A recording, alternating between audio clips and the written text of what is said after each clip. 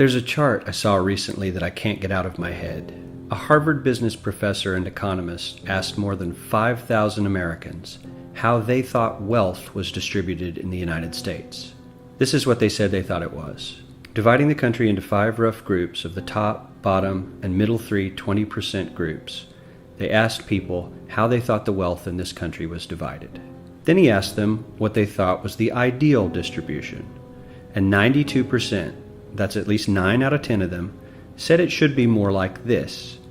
In other words, more equitable than they think it is. Now that fact is telling, admittedly, the notion that most Americans know that the system is already skewed unfairly.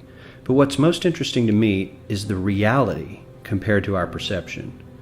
The ideal is as far removed from our perception of reality as the actual distribution is from what we think exists in this country. So ignore the ideal for a moment. Here's what we think it is again. And here is the actual distribution. Shockingly skewed. Not only do the bottom 20% and the next 20%, the bottom 40% of Americans barely have any of the wealth. I mean, it's hard to even see them on the chart.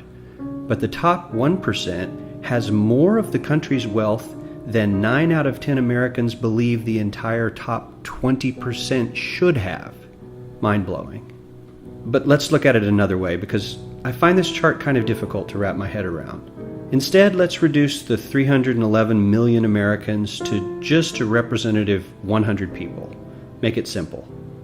Here they are: teachers, coaches, firefighters, construction workers, engineers, doctors, lawyers, some investment bankers, a CEO, maybe a celebrity or two. Now let's line them up according to their wealth. Poorest people on the left, wealthiest on the right, just a steady row of folks based on their net worth. We'll color code them like we did before based on which 20% quintile they fall into.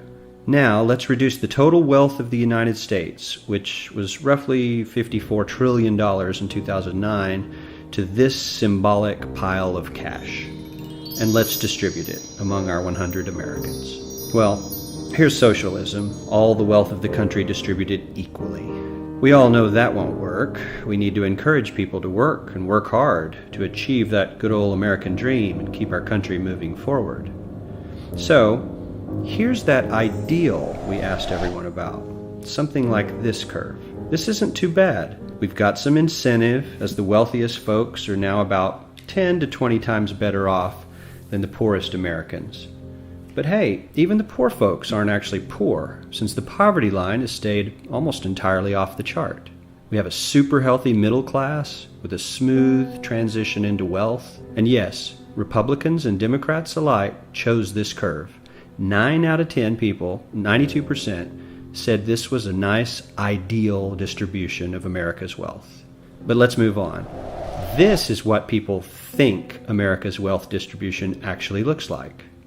Not as equitable, clearly, but for me, even this still looks pretty great. Yes, the poorest 20 to 30% are starting to suffer quite a lot compared to the ideal, and the middle class is certainly struggling more than they were, while the rich and wealthy are making roughly 100 times that of the poorest Americans and about 10 times that of the still healthy middle class. Sadly, this isn't even close to the reality.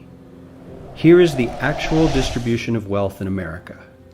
The poorest Americans don't even register.